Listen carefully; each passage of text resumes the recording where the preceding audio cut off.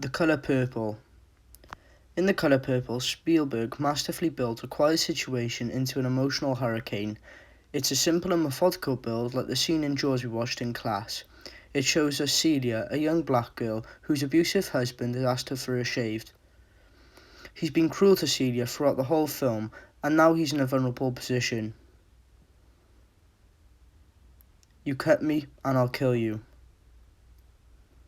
Now it's clear what's at risk in this scene. Spielberg pans from the abusive husband to Celia in this shot, instead of making an edit.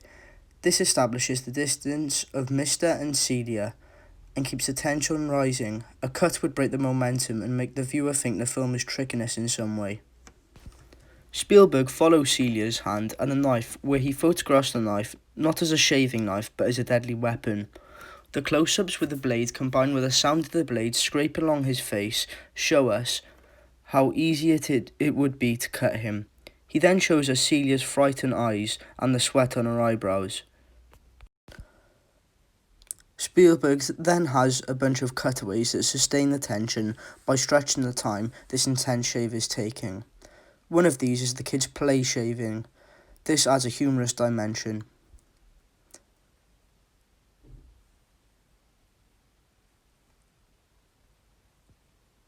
But then there's a distraction.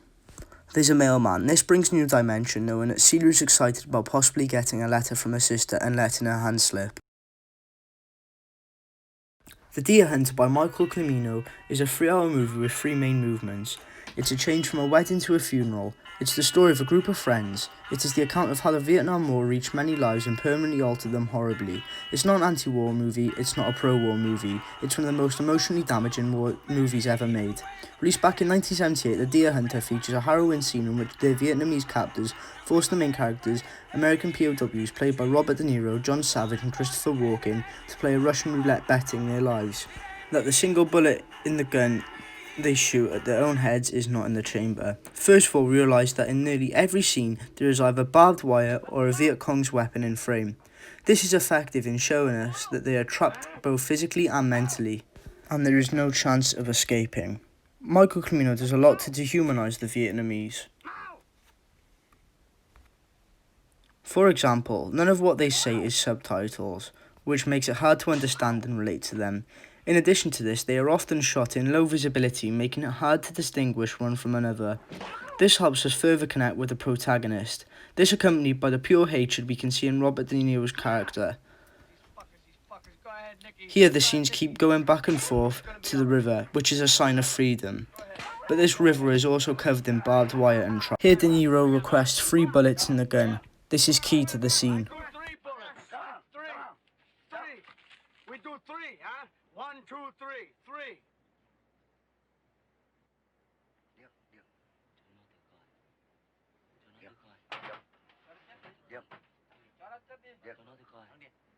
3.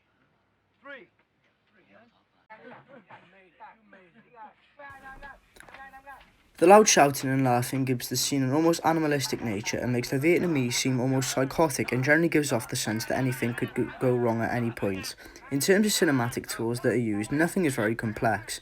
They use simple shot reverse shot editing and a handful of over-the-shoulder shots that shows both of the POW's emotions, building even more tension. We can see that Michael is getting visibly annoyed, making us feel as if he's going to blow any second. As the scenes progress, these shots become shorter and shorter, building up to a great climactic gunfight. In part, what makes this scene so suspenseful is the possibility to it all, in that we don't know what could happen next, and at any moment something drastic could take place. When watching this for the first time, it may seem as if the soldiers only survived due to the film needing to go on, or even cinema luck, but instead it is carefully calculated by Michael.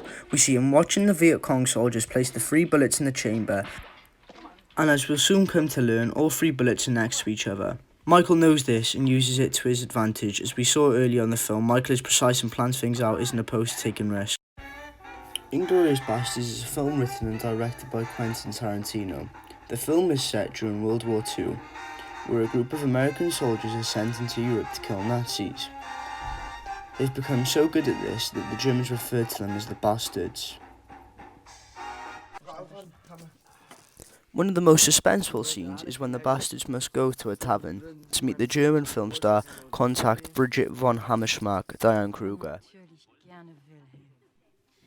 This is where they all have to pretend to be old friends by posing as Nazi officers.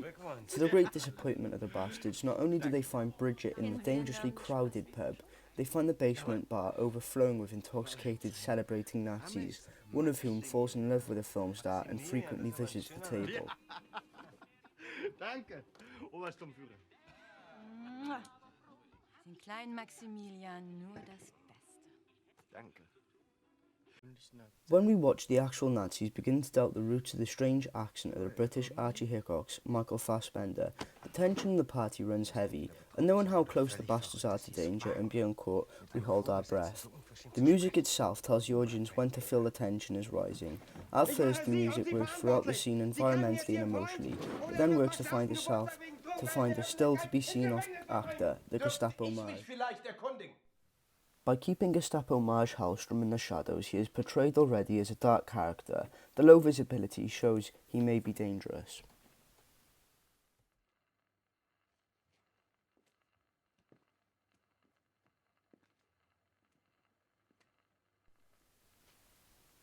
Here we see that Hallström obviously controlled the music.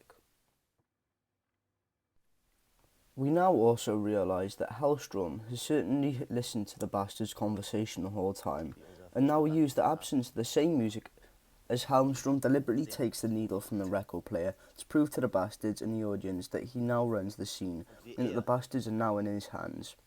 The tension in this scene is mostly built up with the use of language, almost like a cat and mouse game. Ich habe nicht mit Ihnen gesprochen, Obersturmführer München. Und auch nicht mit Ihnen. The editorial motives were entirely evident about how they intended the viewers to feel at every single moment in the scene. The bastards have no chance. Wait, no. They're all right. No, they're not. This Nazi knows. He's onto them. Really, no, they're all right. Until Hickok commits the fatal mistake that unambiguously gives them all up as imposters. Ich auch nicht, ich bleib beim Shampoos. 3 Gläser.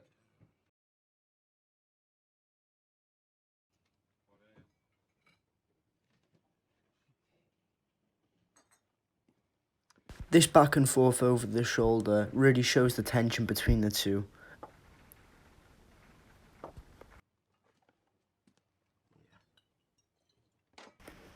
Each line has a layer of suspense, and they did this perfectly. Their reactions were realistic and gave each line an extra sense of realism.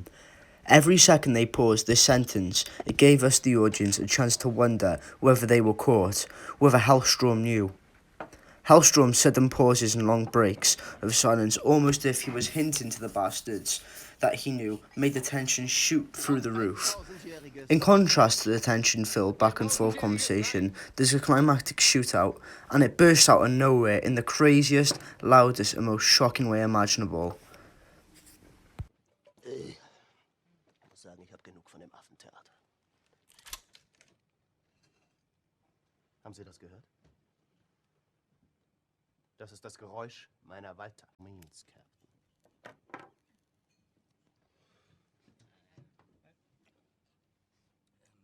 There's a special rung in hell reserved for people who waste good scotch. Seeing as I may be rapping on the door momentarily.